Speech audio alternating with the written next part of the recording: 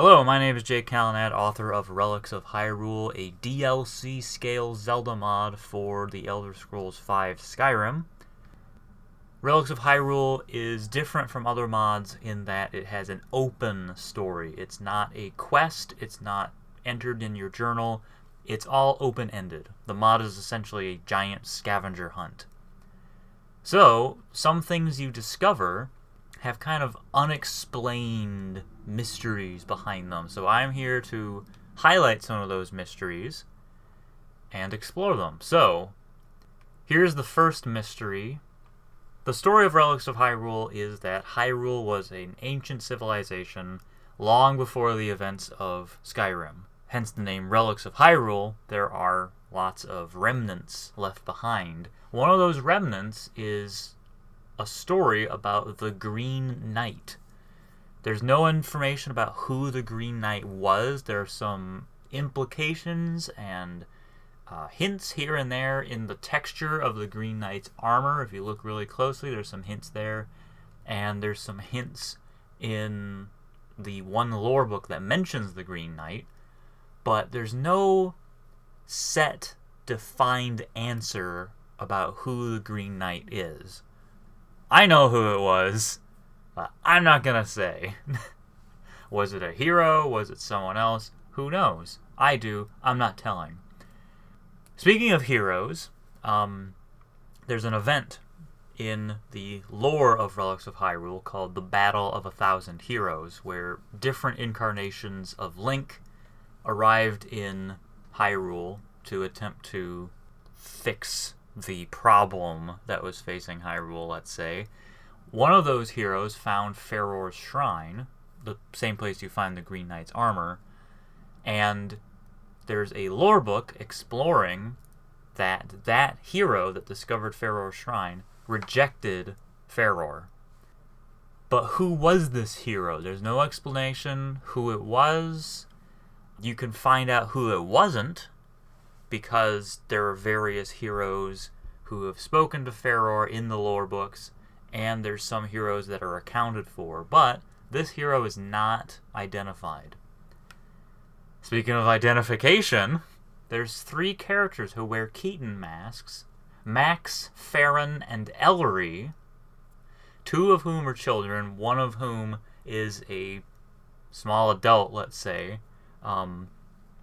Ellery is the only one you can recruit.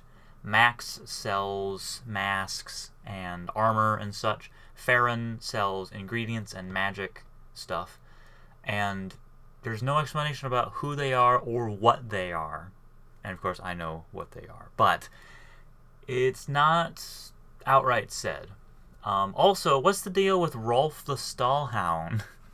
You can find one tame Stallhound following Farron around, but there's no explanation of how Farron came to tame this Stallhound. You can find a gravestone in Kakariko Village for Rolf, so it's kind of implied that Rolf the Stallhound is an undead dog, or the corpse of a dog that was resurrected, but there's no explanation of how Farron came to be Rolf the Stallhound's master. Megaton Hammer. No, I don't have a good transition for that one. So the Megaton Hammer, how did it get where it is? When you find the Megaton Hammer, it is embedded in the ground, but it seems to be in decent shape. It's not covered with snow, it's not covered with dirt or anything. So how did it get there? When did it get there? And who was the last person to hold it? Because if it was thousands of years ago, it wouldn't be in the same condition that it is now. The weapon would be fine because magic, but why isn't it covered with snow? Why isn't it covered with dirt? Did the ancient Nords use it during their reign over Skyrim? It's implied that they used it to tame dragons, but it's not 100% clear why it's in such pristine condition. Here's another mystery that I will eventually reveal a little bit of information about. Do the Sheikah still exist?